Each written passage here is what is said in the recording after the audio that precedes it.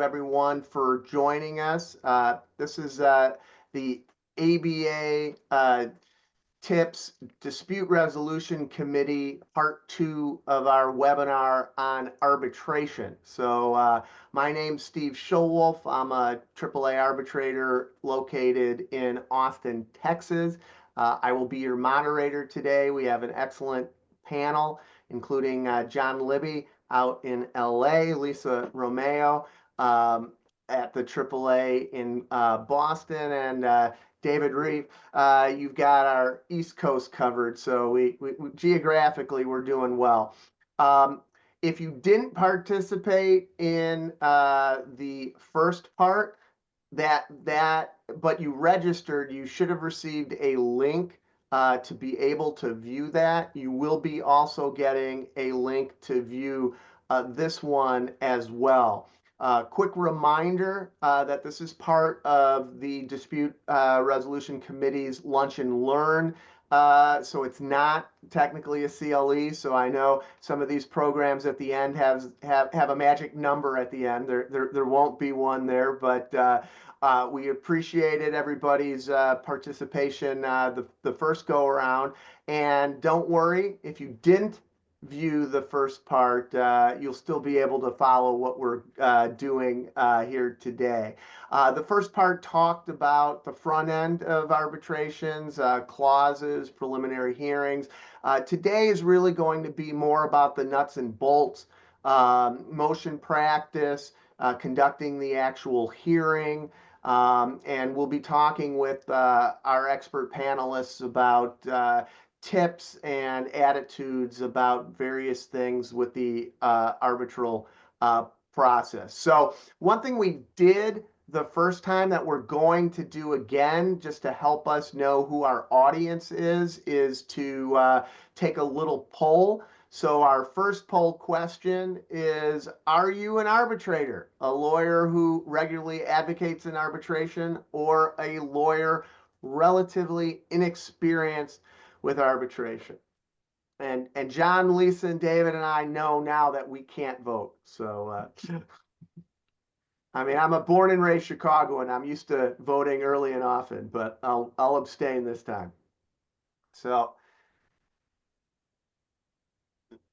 let's see what our results are. Okay, this is a little more mixed, I think, than our last one. 36% are arbitrators, 19% are attorneys regularly advocating in arbitration, and 45% are relatively inexperienced. So we appreciate that. We have one more, I think, poll question.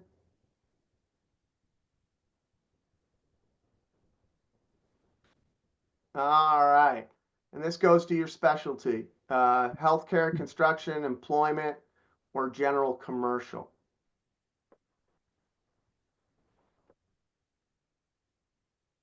So I think if I remember correctly, panel, we have a little bit more arbitrators in session 2 than we had for session 1. But this seems fairly consistent. My recollection was mostly general commercial as opposed to specializing in some of the others, although a fair amount of construction here today. Well, thank you very much.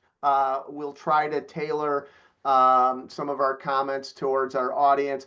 Also, if you do have questions, I'll try to work them in with the panel. I see already there might be one under the Q&A. That's just Dave Deal telling us hello. Hi, Dave, our chair-elect for the Dispute Resolution Committee. So there you go. All right. Well, why don't we go to the next slide? All right. And we're starting out with motion practice. And last session, we got through the initial, the preliminary hearing, and we talked in general about some of the differences between arbitration and litigation. So litigators are used to being able to file motions, whenever they want, consistent with the rules of that particular court. So David, any thoughts that you have with respect to as you're overseeing an arbitration about filing motions. Sure, some thoughts, and then what I'll do is ask John to join in as well. Sure. My view is that there is, let me break down sort of two kinds of motions. There's procedural motions and there's substantive motions. And my view is there's really no need for either. Procedural motions, what I generally do is simply tell the parties if there is an issue, procedural issue.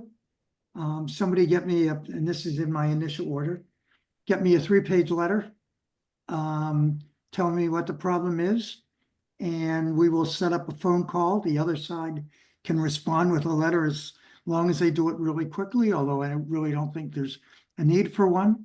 We'll get on a phone call within 24, 48 hours and we'll get it solved. Substantive motions, my view is that there is not a whole lot of need for them. The AAA rules specifically reference them, and Lisa knows what those numbers are a whole lot better than I do, but specifically references them. And the general theme there, and my general theme is, unless it's going to shorten the hearing or help the parties to settle the case because an issue is out of the way, there's really no need for them. I mean, we're going to have a hearing anyway, and we might as well just wrap everything up in one, because my theme that you'll hear me keep talking about is cheaper, faster, and fair. So my view is that there is not a whole lot of need for motions either side. I'll turn it over to John. Sure, and thanks, Dave and Steve. So, you know, I generally agree with David. They're generally not favored or looked upon, but of course, in arbitration, most of the time, you're dealing with lawyers who can't help themselves and want to file motions anyway. So, let me focus on dispositive motions initially, and then I can discuss the other two types.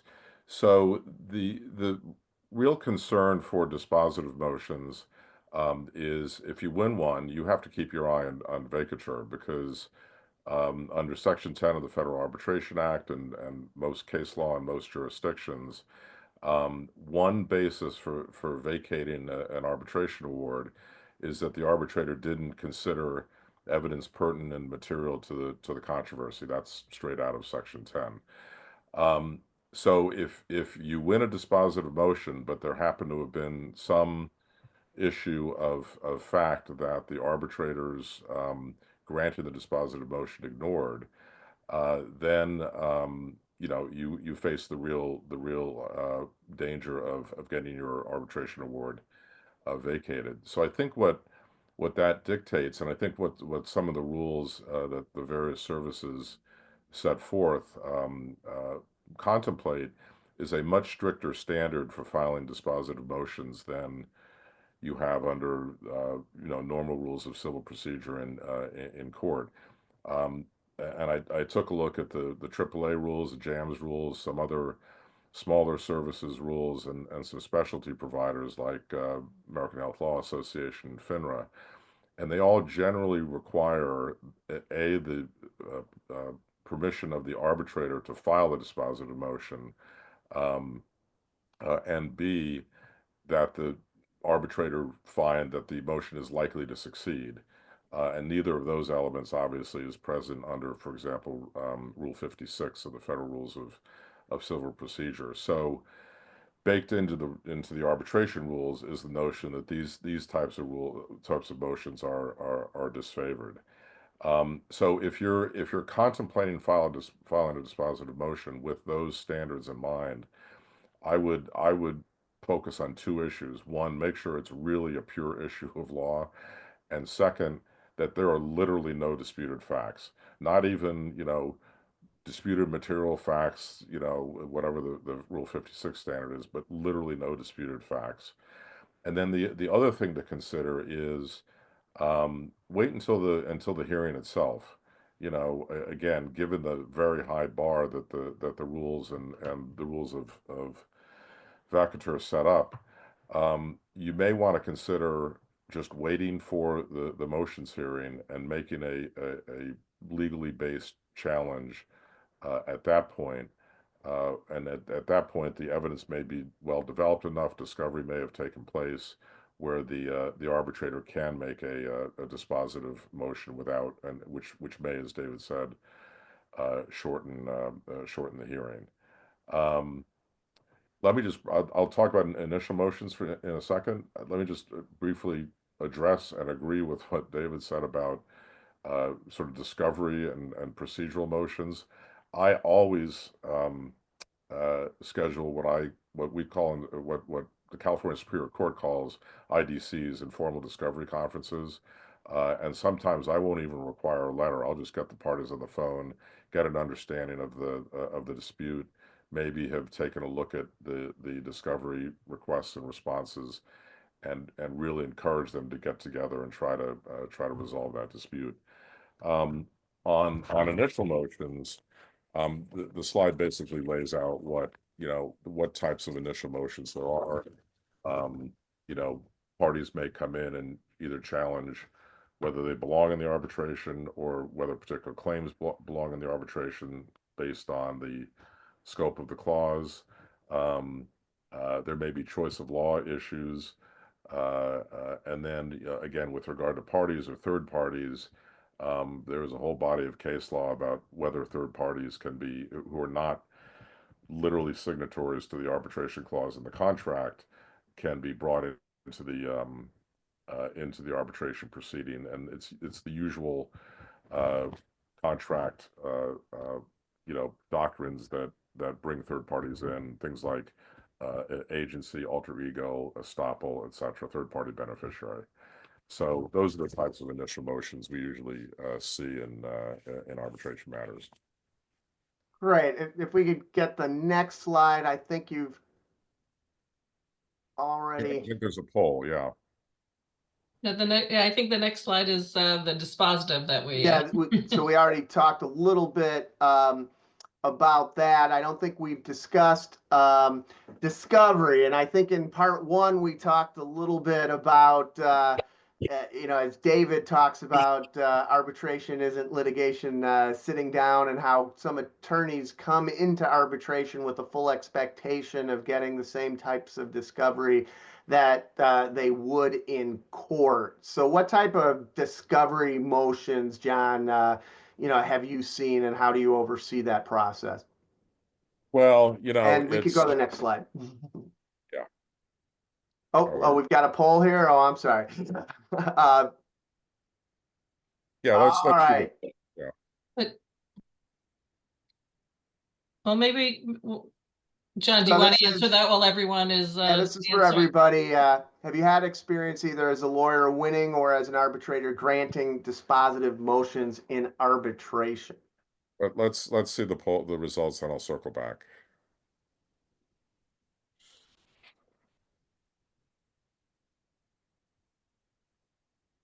All right, about 67% no.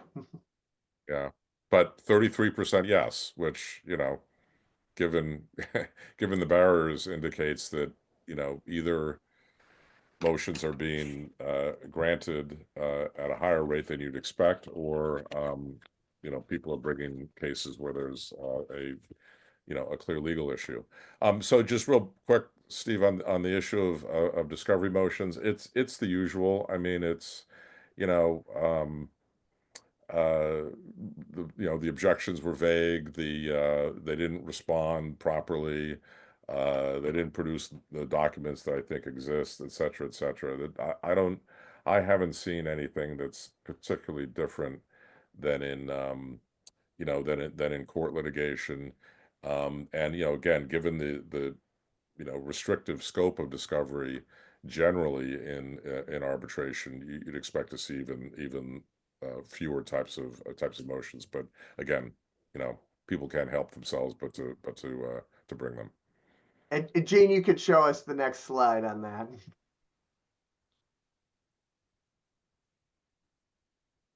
Ah, okay.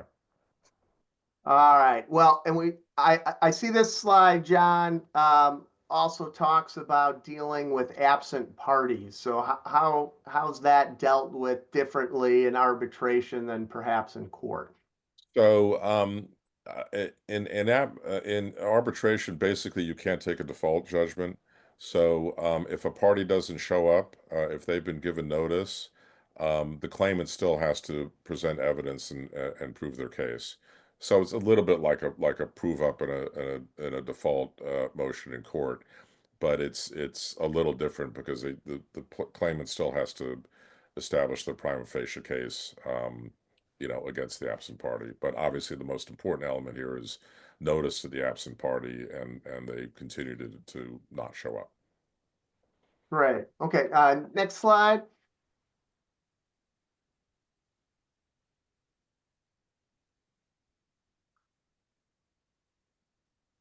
All right.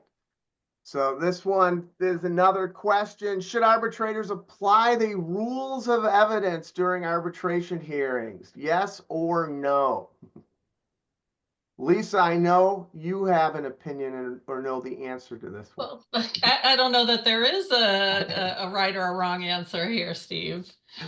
Well, you'll illuminate. Let's see what the Let's see what group people says. say. Yeah, let's see what the group says.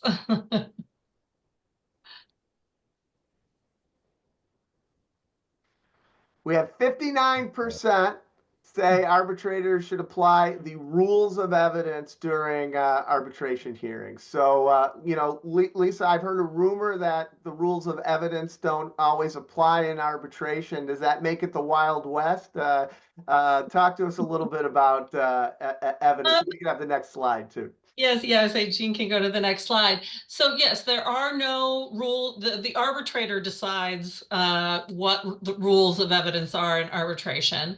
And you're dealing with a sophisticated adjudicator who can understand what is relevant and material. And so there's usually not a lot of haggling over whether something about authentication or hearsay and things like that. It's usually show me what you got, and let's make a decision on what the information is. But the rules of evidence do not generally apply in arbitration unless the parties decide to modify their arbitration clause to include that type of directive. But to the best of my knowledge, I'm not aware of any provider's rules that incorporate the formal rules of evidence. And Lisa, let me address a little bit the folks that say the rules of evidence should apply. One of the frustrations that I hear people voice with arbitrators is everything comes in. The arbitrator just says, "Yeah, put it in." The magic phrase being "for what it's worth." There is to some extent a reason for that, and I'd suggest you think about this. As an arbitrator, I see my job as being twofold. One, my job is to assure that there is a fair hearing and that everybody gets an adequate chance to present their case, but that it's within some constraints. Two, my job is to be sure that the award that I enter is enforceable. It does nobody any good to sit there for 2 days, 4 days, 2 weeks in front of an arbitrator to win and then have a non-enforceable award.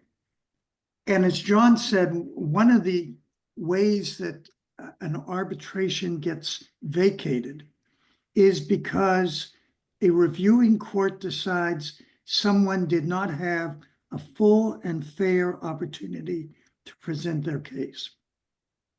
I think you will find that because of that, and because of our desire to make sure that awards are in fact confirmable, and that you can go out with a court piece of paper and do whatever you need to do to enforce the award, we have a tendency to err on the side of admitting evidence.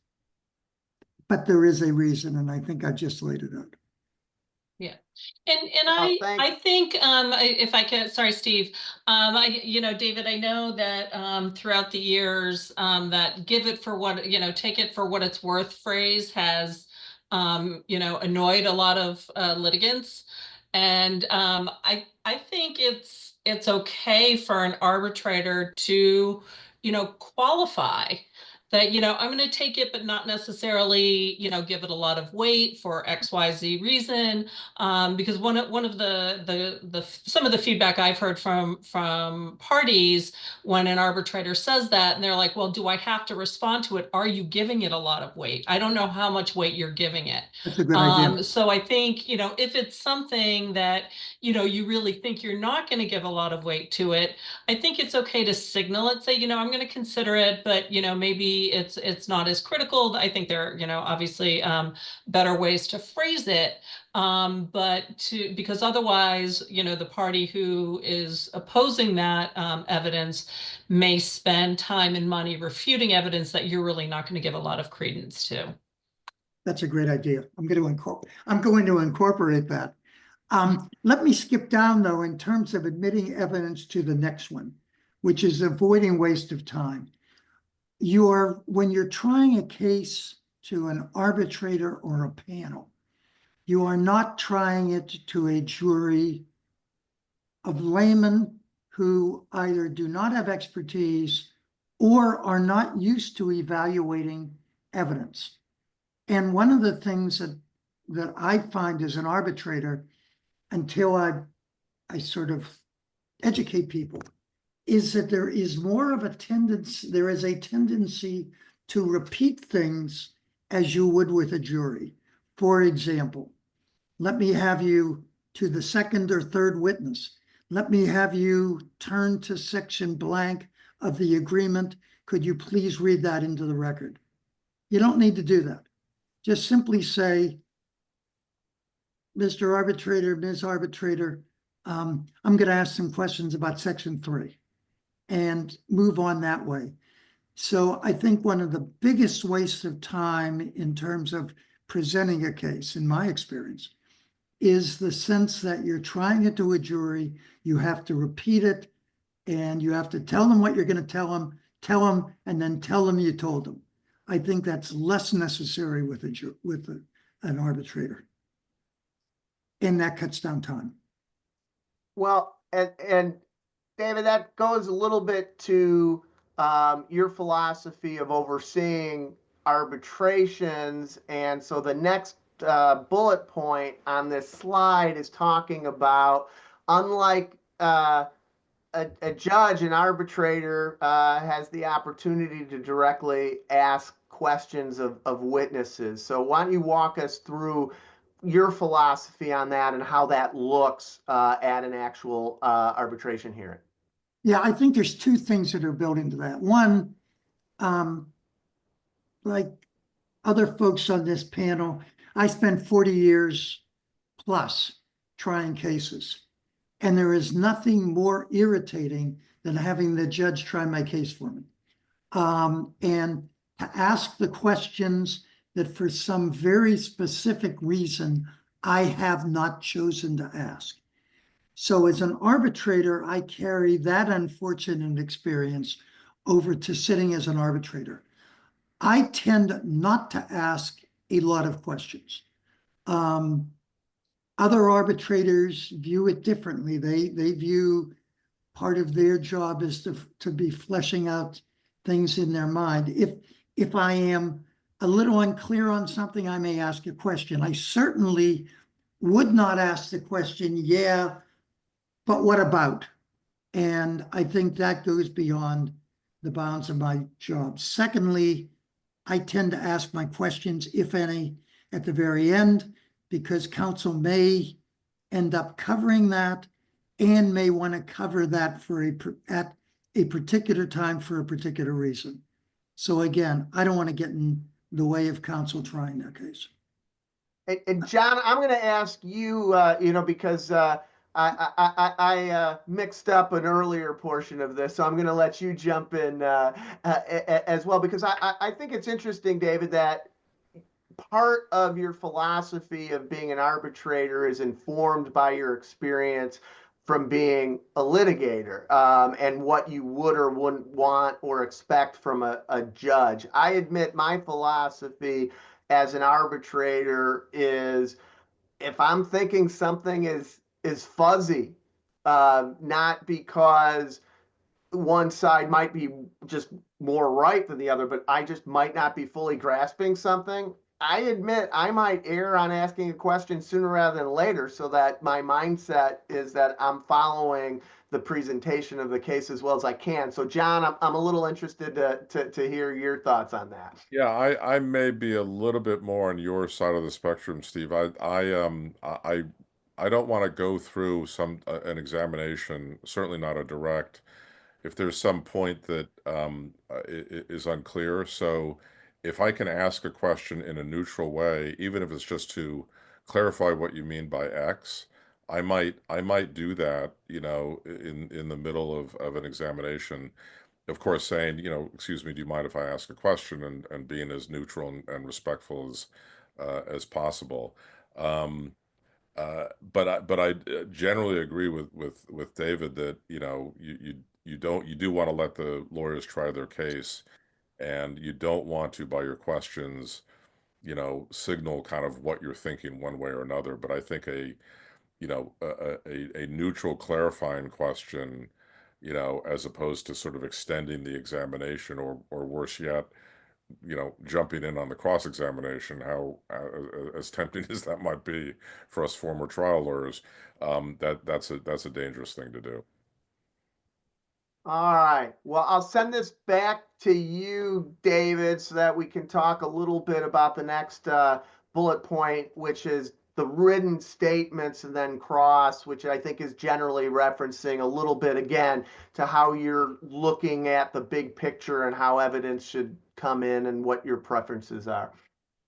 Well, Lisa, why don't you just sort of start out with the context of the rules, that Well, how the rules allow things to be submitted in writing as opposed to. yeah, and this is usually something that's addressed during the preliminary hearing, is how the parties want to manage their hearing. And this practice of submitting testimony from witnesses in writing, and then really doing it just a few warm-up questions and then jumping right into cross, is something that has been bleeding over from the international sector into domestic cases more and more over the years. And what it does is that, the parties and the parties put together the witnesses' statements, the arbitrators read them before the hearings. And then while you're at the hearing, you're only spending time on the cross, which does cut down on your hearing time and can make it more efficient. So and the rules, because there are very few rules of evidence, really allow for this type of creative approach to, making your hearing as efficient as you need it to be. Yeah, let me play out off what Lisa just said with a couple of strategic considerations. When might you want to use a written statement in order to take advantage of saving money? Because that's a little bit in conflict with the way trial lawyers present cases. I would suggest that if you're going to do it with a more minor witness. You certainly don't want, if I were on the other side and back being an advocate in arbitration, I wouldn't want to do it with one of my major witnesses. I certainly wouldn't want to do it with one of the parties. Secondly, I don't think you want to do it in a situation where your witness needs to be a teaching witness. So for example, if someone needs to really walk through in detail a damage analysis, and you want to do that with charts or whatever, that doesn't work well with writing. I think secondly, and Lisa pointed this out, if you do it with so where might you do it? your keeper of records. You know, why bring somebody in to be testifying as a keeper of records when they're really just coming in with something very routine? The one thing you do want to do, though, is if you're, and Lisa alluded to this, if you are using a written statement with a witness, and there's always the availability of cross, live cross. If you're using a written statement with a witness, you want to do a little bit of direct to that witness, because the one thing that you don't want to have is the first question out of the box. You're really a lying whatever, aren't you? You want the person to be in and to be settled in the chair and be comfortable. So that would be my view on written statements. All right. Well, I think hot tubbing of experts came up a little bit in part one, but we told people we were saving this for today. So, David, there's a lot of people who are waiting to hear what hot tubbing and arbitration have in common. Let them wait one more second while we cover something in terms of management of the hearing. Sure. That we so everybody sit there with bated breath. The question of bifurcation. One of the things that happens. David, can I interrupt you? Because that's our next slide. That's our next slide. Oh, it's our next slide. All right. We're going to skip bifurcation. Well, we're going to do hot tubbing first and then bifurcation. we're gonna feed the bated breath. The hot tubbing of experts is probably better known for any number of reasons as testimony by experts literally at the same time. So if you have, let me give you some context. I was involved in a lengthy arbitration over some significant damages in a first-party insurance case. And when I say significant damages, we were talking about something that was well into the seven figures ultimately. I did my math wrong, 5 figures. And there were about 5 different trades that were involved in this specialized damage calculation. The case was put on in the traditional way where the plaintiff put on its full case, then the defendant, then some rebuttal on the experts, then some rebuttal on the experts. And the arbitration ran about 10 days, many of which were partial days because an expert was only available on that day. The other thing that happened is that we got all the experts on all the trades at once, claimants experts. Then we got the respondents experts on those same trades all at once. So meanwhile, as panel members, we're sitting here and saying, okay, what was it that the claimants expert said on electronics? And how does that compare to what the respondents expert has said? And then the claimants expert would come back in. So how can you manage that? I think there's 2 things. One is the quote unquote hot tubbing. And that's where the experts literally talk to each other. So claimants expert and respondents expert are both there, and the claimant asks questions and both of them respond. Respondents counsel asks questions and both of them respond. So they're literally talking almost with each other. Claimants expert may say, well, respondents expert may say, well, Bill just said, and I just XYZ, and I disagree with that because, and then Bill would say, well, Susan just said, and I disagree with her because. From an arbitrator's point of view, it's incredibly useful. From a litigator's point of view, it is incredibly scary. One of the things that is as advocates that we rely upon is control. There are so many things we don't control that we need to control what we can. And I can't control what's going on during the course of that conversation. So, but it's clearly something you need to think about. You need to think about it early. And as we talked about last time, I think that needs to be addressed at the initial hearing, initial conference, because the expert you choose may well be driven in part by whether they're going to be hot tubbed. A second, less dramatic approach is to have the experts on a given topic testify right after each other. It requires some nuanced scheduling, but if you've got an electronics expert for the claimant, let him or her testify, leave the room. Or experts are always able to be present. That expert testifies, then the respondent's expert testifies, then the claimant's expert testifies on rebuttal. And you have that all happen at the same time. They are not talking to each other as they would be in hot tubbing, but at least it's all happening at the same time.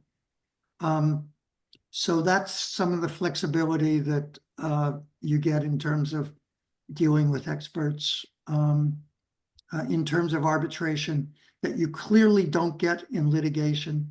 And my only statement would be, think about it, take advantage of it, and use it as a way to better educate those of us who are sitting as the arbitrators, to be sure that we understand both positions and to save time and money.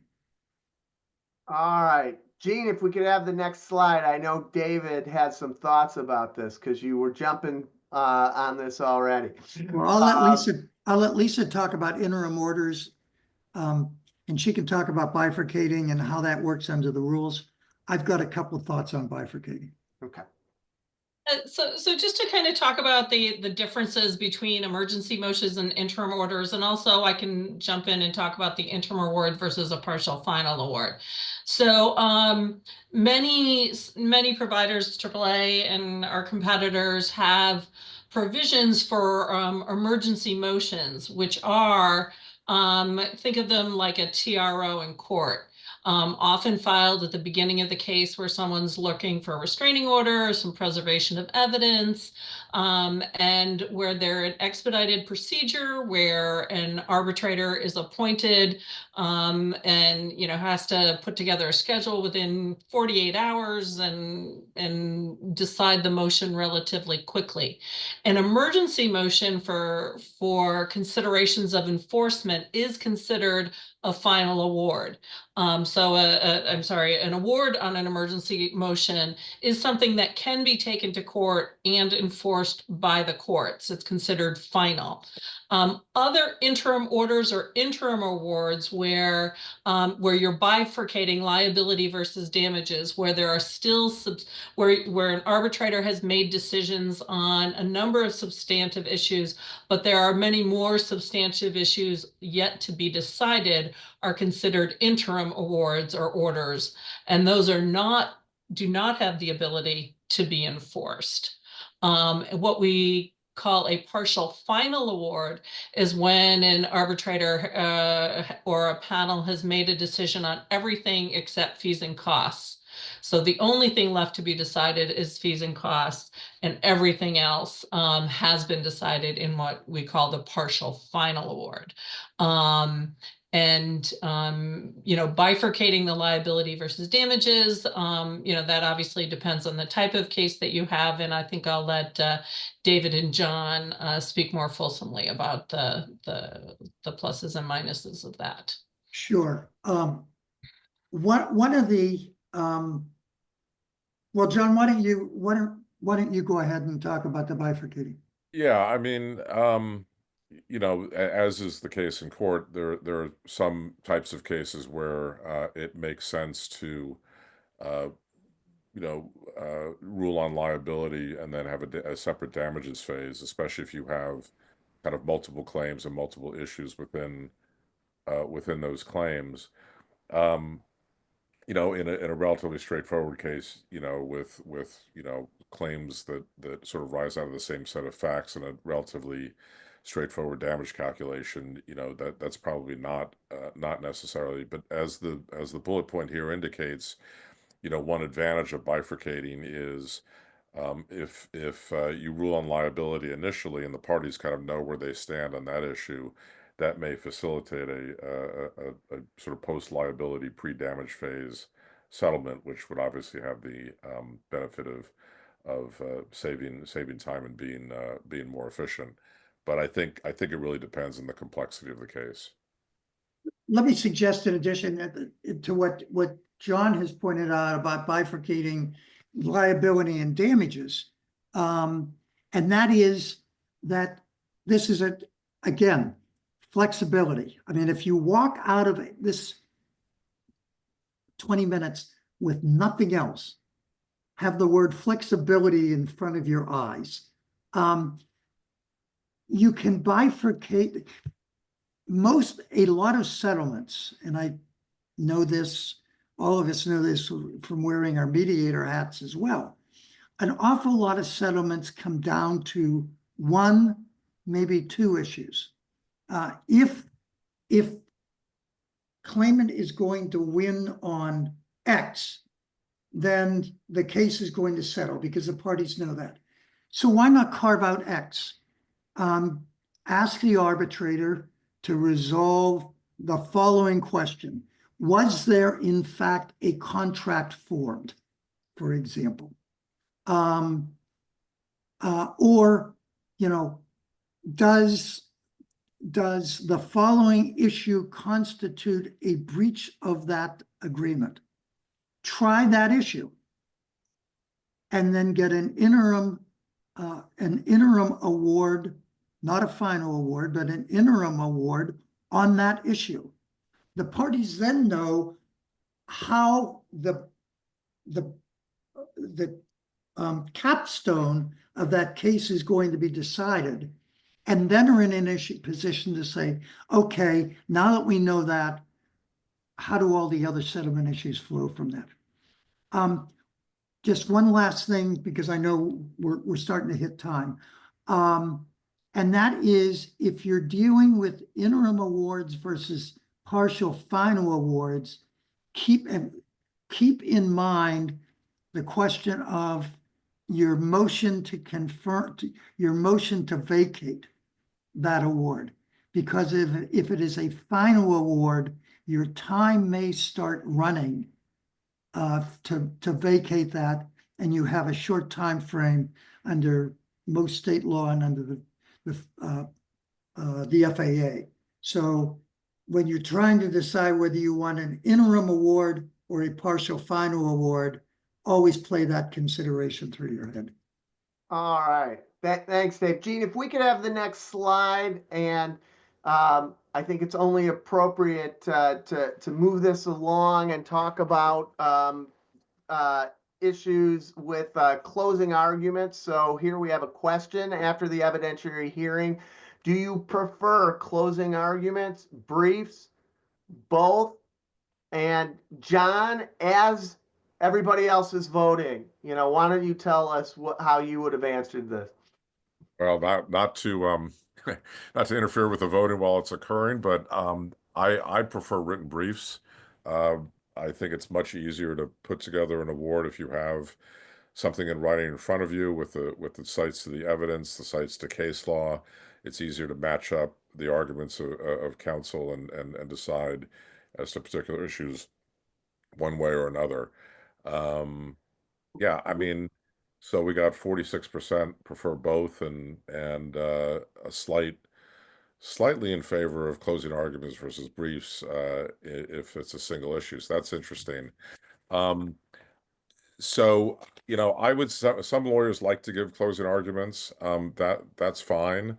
But again, my preference would be if you want to give a closing argument, great. But consider putting everything together into a closing brief. I don't know if any of my fellow panelists have any different views, but that's my Well, position. Gene, if you You can know- go to the next slide, I guess I'll give the standard, it depends. I think it depends on the nature of the case. So if I'm doing a case in which we were able to present all evidence in, a day or a half a day, I don't think we need, as much supplemental briefing or closing arguments as we do if we had a 2-week proceeding. But Lisa, David, your thoughts on that? Yeah, I would agree. I would agree with that. Generally, if counsel one oral argument, though, I will allow it. I will allow them to have oral argument if both sides want it, because that may also be for them a client issue. And I don't want to get in the way of somebody's client issues. I guess for me, part of this, goes to thinking about the efficiency of arbitration, because every one of these things is a cost factor. You're paying for the arbitrator's time, to read the briefs and or conduct the closing argument, as well as counsel's time. And I'm seeing more and more arbitrators be very directive in briefs, say, yes, I'll allow post-hearing briefs, but you're limited to XYZ pages. Yeah. And I would very much like you to focus on these 3 areas. To make it really as efficient as possible. And I'll throw out a question we had a fair amount of experienced practitioners who were here today. So I'll throw this out to anybody who wants it. How about some tips for the lawyers who are finishing up their case, whether it's a closing argument or a brief? What are the things that as an arbitrator is the most helpful for you before you're going to craft an award? What are you looking for that could, maybe tip the balance towards one side or the other? If Well, there's a damage calculation, lay it out for me in detail. Lay out for me specifically each of your elements of damages, and how much you attribute to each of those elements, so that so I have that framework to work within which to work. John, you're shaking your head. no, I was about to jump in and say the same thing, that I think the second bullet point here addresses that issue. That's that's the most important thing to focus on, is just focus on the elements of claims and of each claim and defense, and the evidence and support. Well, great. And I've got a few questions for us from the audience that I'd like to get to. So I'm going to ask if we could go to the next slide. So we might have some time for that. The all important, at the end of all of this is there's going to be an award. So Lisa, why don't you talk to us a little bit about the type of awards that that are out there? So the standard award, which used to be the only thing. I mean, when I started doing this, 35 or so years ago, the vast majority of awards were standard awards, which is X shall pay to Y Z dollars with absolutely no explanation, or claim denied, and that's it. It's very, very brief. A reasoned award, which can be reasoned light or heavily reasoned, so it's a conversation to have, is where the arbitrator or panel, talks about how they made the decisions they did, what evidence they gave weight to, what testimony they gave weight to, and gives you the reasoning behind their decision. And then much less common are the findings of fact and conclusions of law. It is much less common because it is considerably more expensive for an arbitrator to do that type of an award, because often it will also require a transcript, which the vast majority of arbitrations do not have a transcript. So those are the 3 types of awards, and those are generally decided during the preliminary hearing. That the arbitrator will, ask the parties, what kind of an award do you want? Do you want, just a brief reason? Do you want it heavily reasoned? Or do you want full-on findings of fact and conclusions of law? And one thing I'll tell some of the attorneys out there, think about that before the preliminary hearing. I find that the vast majority of the preliminary hearings I've had where I've, asked for input on the type of award, folks haven't thought about whether it's worth the expense of having a more reasoned award in this particular case or not. And so in the absence of input from the parties, I just tend to make my decision based on what I think is appropriate for the case. But I think it's something to think about if you're practicing, what type of award is going to be entered at the end of this. All right. Can I just, last po- two real quick points.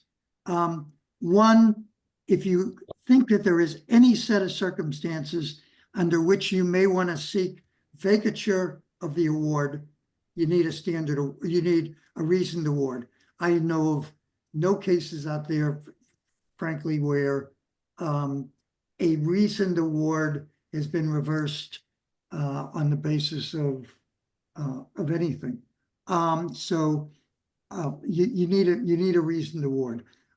Two, check the rules of your institution, because in line with what Steve said, they all have a time frame within which you must request a reasoned award. So be sure you're in accordance with your rules. Great. All right. Our last point on this slide is circulating preliminary awards or tentative awards, giving parties an advance peek. I admit I have never done this, so I am going to ask David, John, Lisa, what are your experiences on this? What are the pros and cons of doing this? And admittedly, we're also want to talk a little bit about vacating awards on the next slide as well. I've never done it, and I don't think I would. The one thing I have done in connection with motions is instead of circulating a tentative, I've asked the parties in advance to focus on questions that I have, which to a certain extent, kind of signals where you're at, but it doesn't sort of commit you to even tentatively to a particular position. But otherwise, I've certainly never circulated a draft award. But I might signal to the parties either by the form of written questions or questions at a hearing, kind of what I'm thinking about, just to help me decide. Right. All right. Next slide.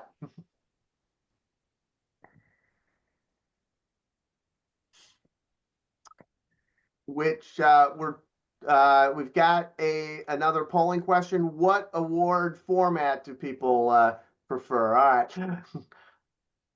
And again, if I were obnoxiously answering this, I might say it depends based on the type of case I was I was presenting, but that's just me. It's not an option, Steve. All right. You gotta decide. Let's see. The people have spoken. Yeah. A reasoned award. I think most of us as attorneys tend to want to know why. So that's not surprising. The only reason, as Lisa pointed out, to not do it is it does cost time and money for an arbitrator to write that award, and maybe some smaller cases it's not worth it. For arbitrators, if you're writing a reasoned award, think in terms of writing for the loser. That's the person who's going to read it, because your winner is going to turn to the last page. He's going to look at that and say, okay, I'll look at this when I get a chance. Your loser is going to read it and is going to be sharing it with his or her client. So bear that in mind when you write your reasoned award. And I think that's a good segue into the next slide, because by writing it for the loser. Oh, actually, this goes to Lisa. You might say a myth or a misconception of arbitration. Why don't you explain this a little? Yeah, and somebody asked this question in part one, so I dug up this slide, which is part of my Mythbusters presentation about arbitration. And the myth that arbitrators split the baby, it is truly a myth. This is an older study, but it's my understanding every time we do a spot check to see if the stats have changed, they have not. fully, literally less than 6% of decisions are in the split the baby range. And I know we're moving, we've got a bit more to cover and only 4 minutes left to do it. So I'll leave it at that. And if Jean could go to the next slide. Thanks, Jean. Well, you've busted that myth, and now we're back to thinking about the grounds for vacating. So Dave, when you talked about writing an award so that the party who the award is going against, because they're the party that might seek to vacate an award. So what grounds are there to vacate arbitral? Sure, let me run through them real quickly. We talked in part one about disclosure. If the arbitrator has an actual conflict, all of these are defined by case law. And so, and they're all fact driven. Arbitrator non-disclosure, not letting things in. We've talked that are the result of which deny a party a fair hearing.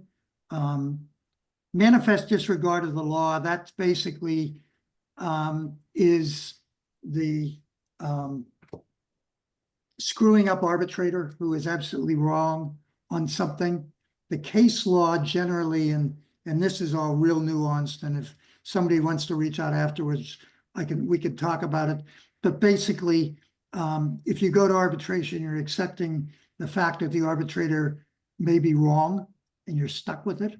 And then scope of arbitration, if you decide things that don't fall within the scope, or you do not decide everything that is within the scope, then that's a basis for vacature. Strict timelines. There are appellate rules, and Lisa can reference them with AAA, but the American Health Law Association, for example, has just put them in within like the last couple of weeks, that they have internal arbitration panels. Those have to be designated, though, in your arbitration clause.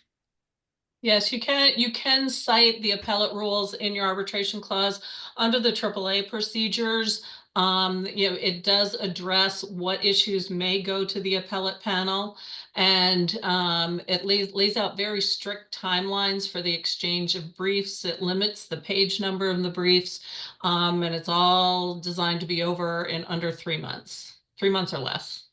All right. I thought you were going to tell us that was a myth buster, Lisa, that you can't appeal an arbitral award. You can, if you have the appellate rules written into your arbitration provision. All right. I apologize to there were some folks who had some questions. I'll have one if anybody has a general thought about this. What about explanations to pro se claimants? Somebody was asking, how's the whole arbitral process, I think, potentially impacted by a party that doesn't have representation? Any big picture thoughts on that? Yeah, the big picture is just that as an arbitrator, you're walking a fine line. You want to make sure that the pro se understands the process, but you don't want to be an advocate. And I know that sounds self-evident, but that really is, I think, the rule.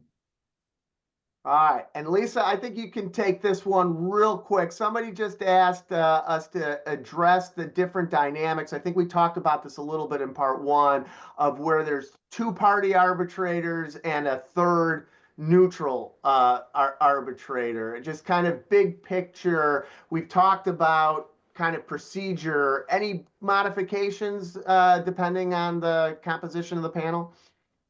Well, yeah, I don't know. I think, honestly, John and David may be better equipped to answer that question.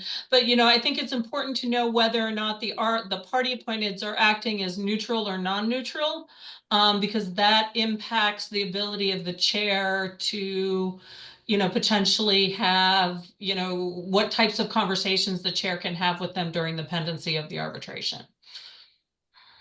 All right. Well, thank you. And I apologize if we didn't get to others. That's everybody's contact information. We're all willing to respond to any questions. As I said up front, this program was put on by the Dispute Resolution Committee of ABA TIPS.